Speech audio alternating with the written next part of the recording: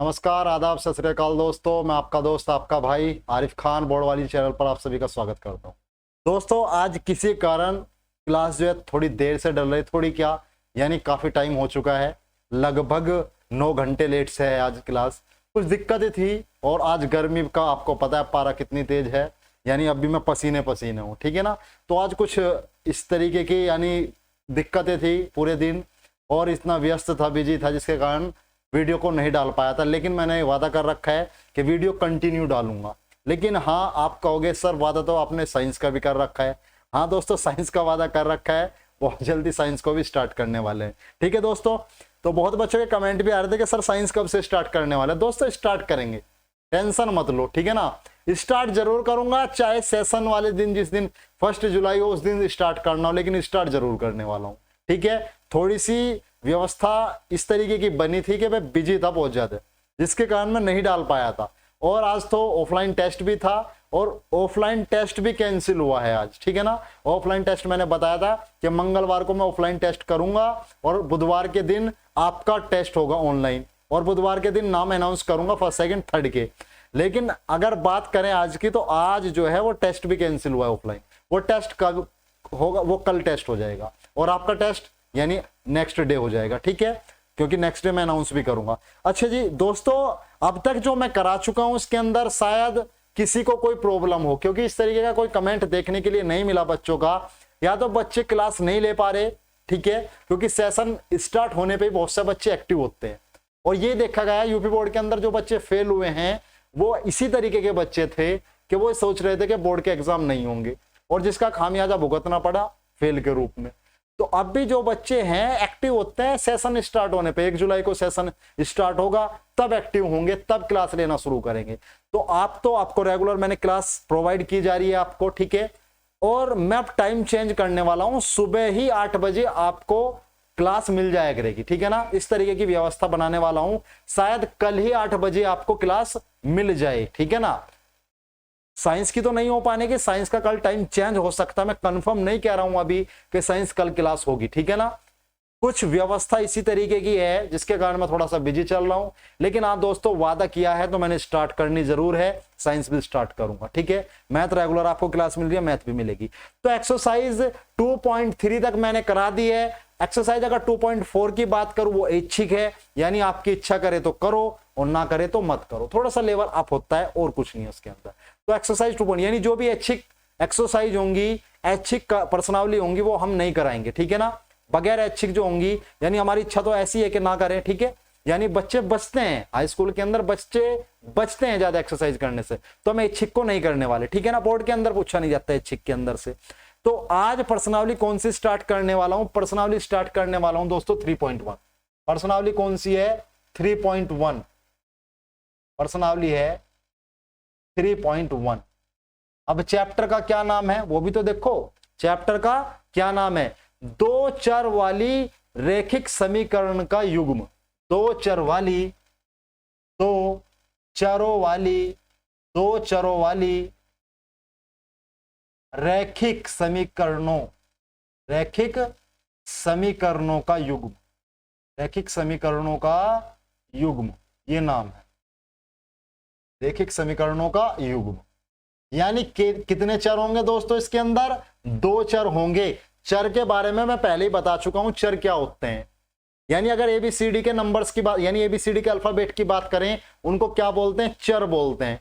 और अचर क्या होते हैं? अचर बोलते हैं उनको जो 1 है, 2 है, 3 है, 4 है, उनको क्या बोला जाता है दोस्तों? अचर बोला जाता है। काफी अच्छी तरीके से मैंने समझाया था। तो ये कह रहा है 2 चरों वाली, यानी चर कितने होंगे इसके अंदर? 2 होंगे। रैखिक समीकरणों, रैखिक समीकरण, रैखिक का मतलब दोस्तों क्या होता है? रैखिक का मतलब होता है जिसकी पावर 1 हो। मान लो है समीकरण x प्लस के y बराबर 10, x प्लस के y बराबर दोस्तों कितना है? 10, ठीक है। x प्लस के y बराबर क्या है? 10। तो इसके अंदर कितने चर आए हैं? 2, x और y। लेकिन दोनों की पावर अगर मैं बात करूं, इसकी पावर भी 1 है, इसकी पावर भी 1 है। तो जहां पे चर की पावर 1 हो, पूरे जो कोई समीकरण है, और समीकरण और बहुपद में अंतर बता रखा है, अगर बराबर में कुछ ना हो तो वो बहुपद होता है, अगर बराबर में कुछ भी हो तो वो क्या होगी? समीकरण। बराबर का निशान आ गया तो इसका मतलब समझ लो क्या होगी, वो समीकरण होगी, इक्वेशन होगी। और बहुपद कैसा होता है, मान लो लिखा हुआ है एक्स स्क्वायर प्लस के बी वाई प्लस के सी, बराबर में तो कुछ नहीं है ना, बराबर में कुछ नहीं है, तो ये क्या होगा, बहुपद होगा। बात समझ में आई है नहीं आई? हाँ जी, बराबर में कुछ नहीं है तो क्या होगा, बहुपद। अगर मैं यहीं पे बराबर में क्या लिख दूं, 1 लिख दूं, या इसको 0 लिख दूं, या इसको 10 लिख दूं, कुछ भी लिख दूं, तो ये क्या हो जाएगा, ये आपका हो जाएगा समीकरण। यही अंतर होता है समीकरण में और बहुपद में। 2 बार रिपीट करा दिया मैंने, ठीक है। तो समीकरण यानी दो चरों वाली, दो चर क्या होंगे, दो चरों वाली रेखिक समीकरण क्या होंगी। रेखिक समीकरण का मतलब होता है जिसकी पावर 1 हो। अगर मैं घात की बात करूं, यहां कितनी है, 2, तो इसको क्या बोल लेंगे, द्विघात। इसको क्या बोल लेंगे दोस्तों, द्विघात बोलते हैं इसको। लेकिन हम बात किसकी कर रहे हैं, रेखिक। रेखिक मतलब पावर 1 हो, इसकी भी पावर 1, इसकी भी पावर 1, यानी दो चर होंगे तो दोनों की पावर कितनी होनी चाहिए, 1, ठीक है। अगर 1 है तो वो कौन सी समीकरण है, वो रेखिक समीकरण है। रेखिक समीकरणों का युग्म, युग्म का मतलब होता है जोड़ा, युग्म का मतलब क्या होता है, जोड़ा, यानी 2 समीकरणें होंगी। कितनी समीकरणें होंगी, 2 समीकरणें होंगी। बात समझ आई या नहीं आई? हाँ जी। यहां तक किसी बच्चे को कोई डाउट हो तो बताओ, किसी बच्चे को कोई डाउट हो तो बता सकते हो। दोस्तों आज गर्मी बहुत ज्यादा है, गर्मी बहुत ज्यादा है दोस्तों, आज बच के रहो बेटा गर्मी से, और अपनी पढ़ाई को कंटिन्यू रखो किसी भी तरीके से। जिस तरीके से हम मेहनत कर रहे हैं ना कंटिन्यू क्लास डालने आपके लिए, तो आपकी भी दायित्व बनता है, आपका भी एक, ठीक है, कि क्लास को क्या लो, रेगुलर लो, ठीक है। चलो दोस्तों यहां तक क्लियर हुआ। यानी दो चरों वाली रेखिक समीकरणों का युग्म होगा और उससे क्या निकालने पड़ेंगे, मान निकालने पड़ेंगे। किस तरीके से निकालेंगे वो भी बात करते हैं। इसको रफ करता हूं, इसको रफ कर देता हूं। अब एक्सरसाइज 3.1 पाओ, सीधा एक्सरसाइज किस पे आओ, 3.1 पर। क्या कह रहा है, आफताब अपनी पुत्री से कहता है, personally 3.1 question number 49। Question number क्या है, 49। क्वेश्चन पूरा पढ़ देता हूं एक बार। आफताब अपनी पुत्री से कहता है 7 साल पहले, यानी 7 वर्ष पूर्व, 7 वर्ष पूर्व का मतलब पहले, यानी आज से 7 साल पहले की बात कर रहा है कि आफताब अपनी पुत्री से कहता है, मान लो मैंने A4 मान लिया आफताब, A4 क्या मान लिया, आफताब, ठीक है, और बेटी को B से रिप्रेजेंट कर रहा हूं मैं। आफताब क्या कह रहा है, अपनी पुत्री से कह रहा है, अपनी बेटी से कह रहा है, पुत्री मतलब बेटी, बात तो एक ही है। आफताब अपनी पुत्री से कहता है 7 वर्ष पहले मैं तुमसे 7 गुनी आयु का था, यानी 7 वर्ष पहले मैं तुमसे 7 गुनी आयु का था। अब से 3 वर्ष बाद मैं तुमसे केवल 3 गुनी आयु का रह जाऊंगा। क्या यह मनोरंजक है, मनोरंजक तो होगा भाई, मैथ का हर एक क्वेश्चन क्या होता है, मनोरंजक होता है। अब हाँ, किसी को वो बोरिंग लगता है, किसी को मनोरंजक लगता है। मनोरंजक का मतलब होता है एंटरटेन कर रहे हो, जिस तरीके से फिल्म देखते हो ना, और उससे मतलब जो अनुभव होता है, जो उससे फीलिंग आती है, वही मैथ करने से फीलिंग। सीधी सी बात है, सबको तो नहीं आती ना मैथ करने से, सबको ऐसी फीलिंग थोड़ी ना आती है जैसे फिल्म देख रहे हो। कुछ को आती है, जो प्रैक्टिस करते हैं, जो पढ़ते हैं, आदत डालते हैं पढ़ने की। आ रही बात समझ में? तो इसलिए लिख रखा क्या है, मनोरंजक है। इस स्थिति को बीजगणितीय ग्राफीय रूप में व्यक्त कीजिए। पहला तो यह है कि इसको बीजगणितीय रूप में रिप्रेजेंट करना है। बीजगणितीय रूप किसको बोलते हैं, ABCD के रूप में लिखना है, यानी इसको किसके अंदर करना है दोस्तों, इसको समीकरण के रूप में लिखना है। दूसरा क्या है, ग्राफ के रूप में करिए। दूसरा क्या है, ग्राफ के रूप में करिए। आ रही है बात समझ? दूसरा क्या करना है, ग्राफ के रूप में करना है दोस्तों।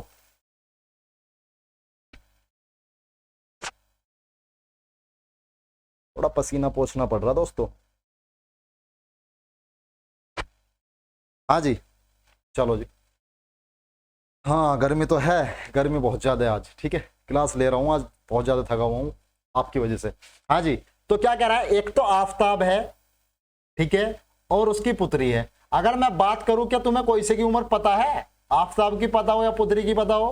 हाँ जी, या तो आफताब की उम्र पता हो या पुत्री की पता हो, किसी की पता है? नहीं पता किसी की, किसी की भी उम्र क्या आपको नॉलेज नहीं है कितनी है। तो हम क्या करेंगे, तो हम इसको मानना शुरू करेंगे। हम क्या करेंगे, मानना शुरू करेंगे।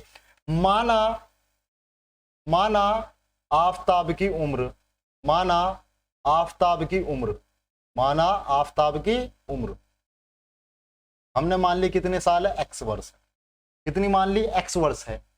और आफताब की पुत्री की उम्र क्या मान ली, आफताब की पुत्री की उम्र, आफताब की पुत्री की उम्र, पुत्री की उम्र वो मान ली y वर्ष।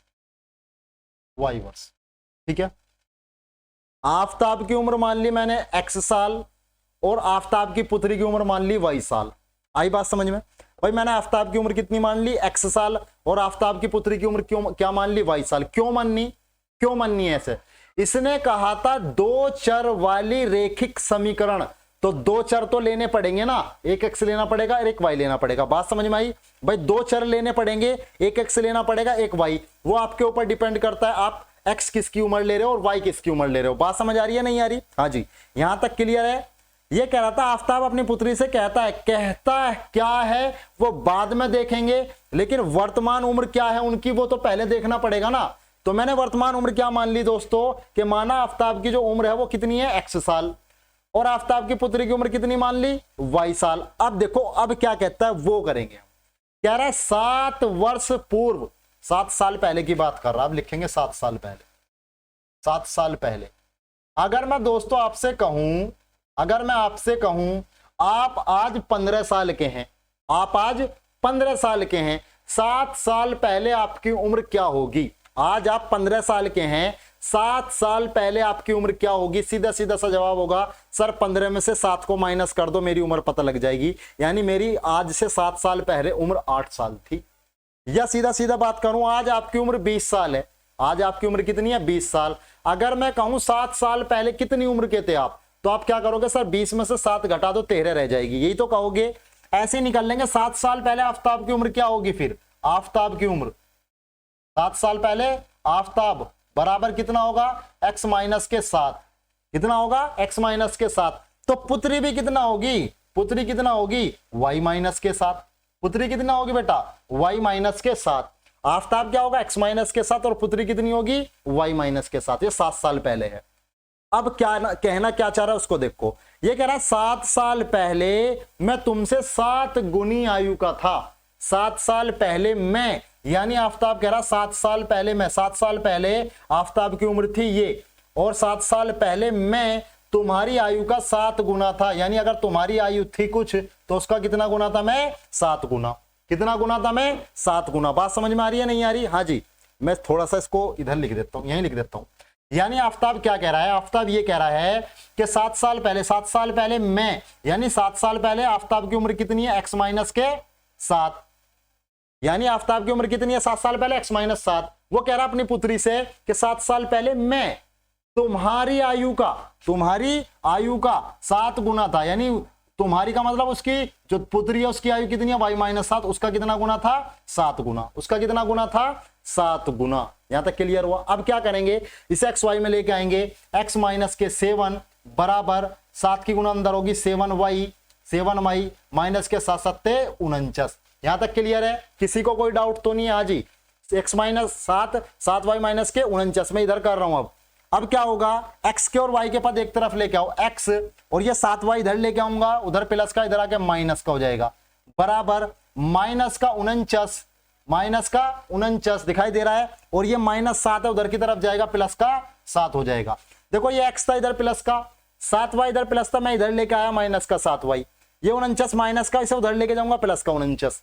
तो x माइनस के 7y बराबर माइनस का 49 प्लस का 7, बड़ा कौन सा है? माइनस वाला, तो चिन्ह कौन सा आएगा? माइनस का आएगा।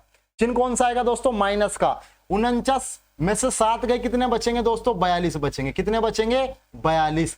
पहली समीकरण तो ये आ गई, दिखा, बात समझ में आई? x माइनस 7y बराबर माइनस के 42, पहली समीकरण तो आपकी ये आ गई। क्लियर है भाई? x माइनस 7y बराबर माइनस के 42, पहली समीकरण। 2 समीकरण निकाल ली ना, क्योंकि उसने खुद कहा समीकरण का युग्म, एक समीकरण आ गई। अब इसने क्या कहा, 3 वर्ष बाद की अगर मैं बात करूंगा, यहां आ जाओ, 3 वर्ष बाद अगर मैं 3 वर्ष बाद की बात करता हूं तो क्या होगा? चलो जी 3 वर्ष बाद आते हैं। 3 वर्ष बाद आफताब की उम्र कितनी होगी? आफताब की उम्र 3 वर्ष बाद कितनी होगी? अगर मैं बात करूं, आफताब की उम्र होगी 3 साल बाद x प्लस के 3, क्योंकि आज वर्तमान में x है, तो 3 साल बाद कितनी? x प्लस के 3। पुत्री की उम्र कितनी होगी? y प्लस के 3। अब देखो रिलेशन क्या दे रखे, उसने कहा कि 3 वर्ष बाद मैं तुमसे केवल 3 गुनी आयु का रह जाऊंगा। 3 वर्ष बाद मैं तुमसे 3 गुनी आयु का रह जाऊंगा। यानी आफताब कह रहा कि मैं जो हूंगा तुम्हारी आयु का 3 गुना रह जाऊंगा। कितना रह जाऊंगा? 3 गुना। यानी 3 वर्ष बाद मैं तुम्हारी आयु का 3 गुना रह जाऊंगा। यानी अगर तुम्हारी यानी पुत्री की आयु का 3 गुना कर दे तो किसकी आ जाएगी? आफताब की आ जाएगी। x प्लस के 3 बराबर 3y प्लस के 3 तिया 9 आ जाएगा। ठीक है, अब क्या करूंगा दोस्तों, x इधर ही रखूंगा, y को इधर लेके आऊं, माइनस के 3y बराबर 9 और ये प्लस का 3 उधर जाएगा, माइनस के 3। तो x माइनस के 3y बराबर 9 में से 3 जाएंगे, कितने बचेंगे? 6। ये समीकरण नंबर कौन सी आ गई? 2 आ गई। ये समीकरण नंबर कौन सी आई? 2 आई है। समीकरण फर्स्ट भी आपकी आ चुकी है, समीकरण नंबर आपकी सेकंड भी आ चुकी है। यहां तक बात समझ में आई है नहीं आई? हाँ जी, यहां तक बात समझ में आई है नहीं आई? क्लियर होगा ना? यहां तक तो यहां तक क्लियर है, कोई डाउट तो नहीं है। अब इसका ग्राफ बनाएंगे हम। ग्राफ किस तरीके से बनेगा उसके बारे में बात करेंगे। ग्राफ किस तरीके से बनेगा उसके बारे में बात करेंगे। अब यहां तक समझो, पहले नोट कर लो अगर नोट करना चाहते हो तो।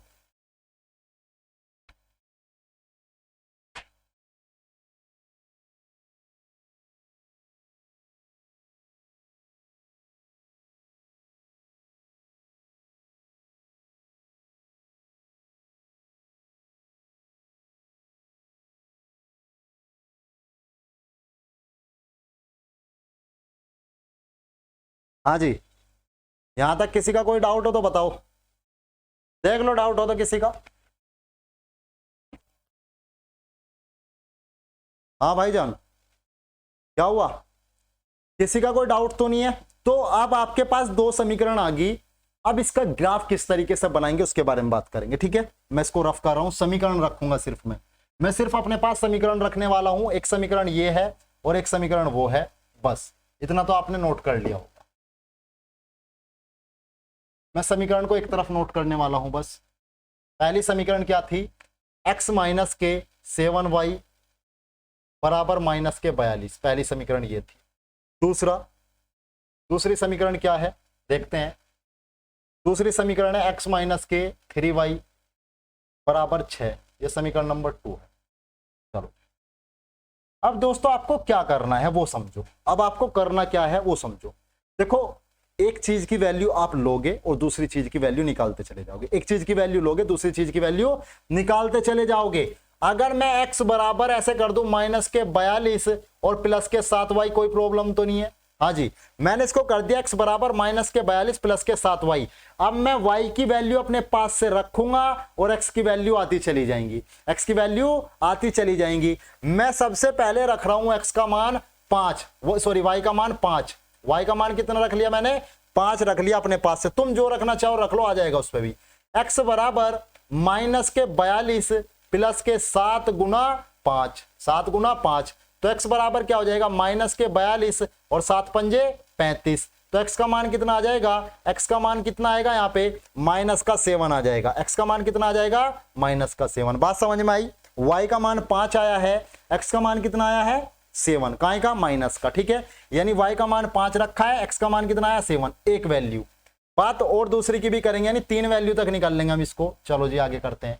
दिखाई तो दे रहा होगा। y का वैल्यू कितनी रख लो? आपके 7 रख लो। y की वैल्यू कितनी रख लो? 7। y बराबर 7 रखने पर तो क्या होगा? x बराबर माइनस के 42 प्लस 7 गुना 7। तो क्या हो जाएगा? x बराबर माइनस के 42 7 49। तो x का मान दोस्तों कितना बचेगा? अच्छा, दिखाई नहीं दे रहा, चलो इधर कर लेता हूं मैं।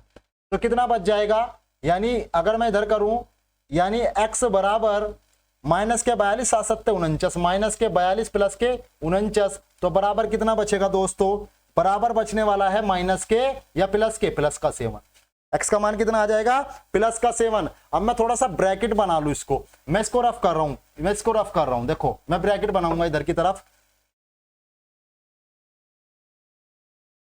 x और y में।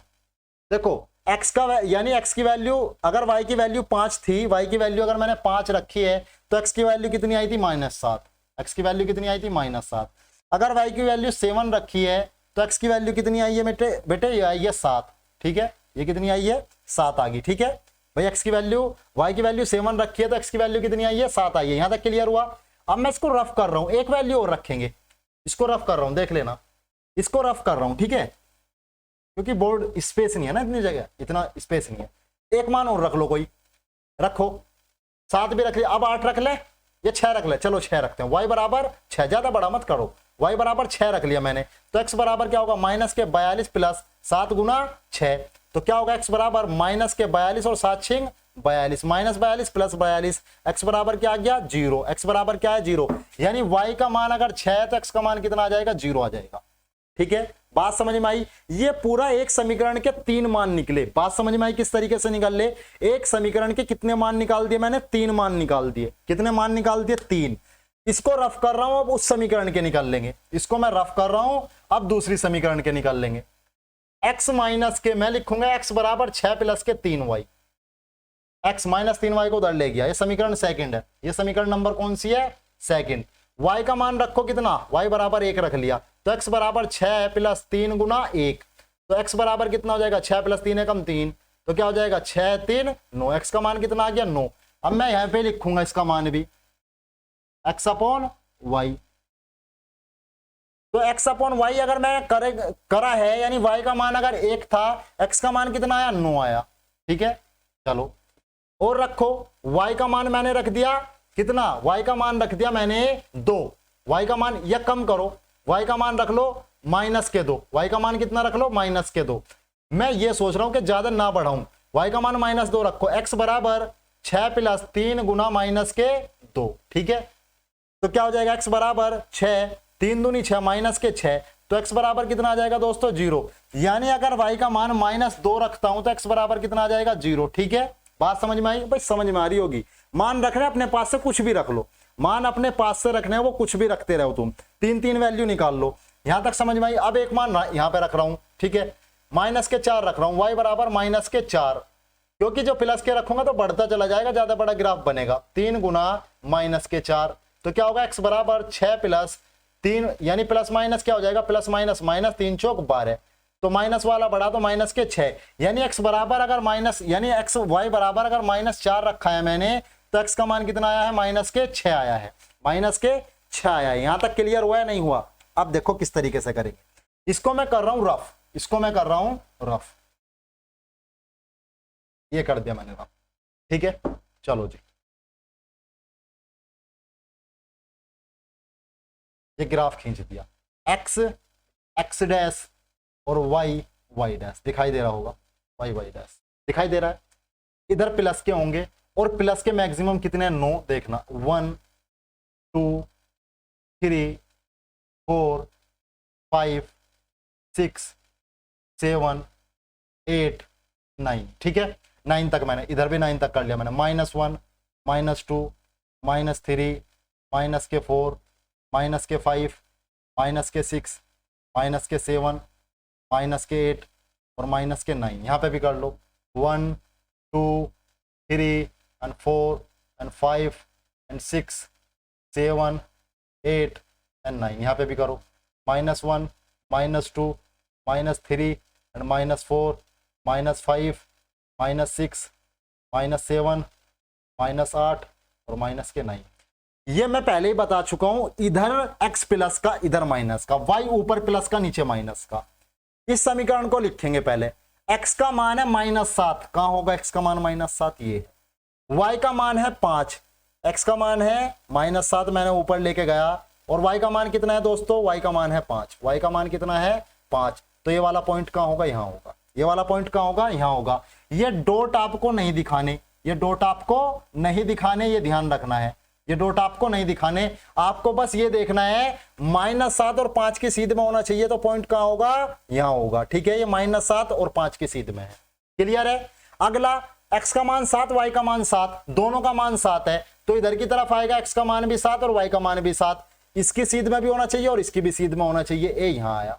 ठीक है, अब क्या है, x का मान 0 और y का मान 6, y का मान कहां है 6, ये रहा y का मान 6, और y पे x का मान क्या होता है 0, y पे x का मान देखो, अगर x के रास्ते पे चलोगे y नहीं मिलेगा और y के रास्ते पे चलोगे तो x नहीं मिलेगा, तो ये y का रास्ता है, यहाँ पे x नहीं है, तो यहाँ पे 6 तो है, y का मान कितना है 6, y का मान 6, लेकिन x का मान क्या है 0। अब इन तीनों पॉइंट को दोस्तों क्या करना है, आपको मिला देना है, इन तीनों पॉइंट को क्या करना है, मिला देना है, बस इस चीज का ध्यान रखना आपको।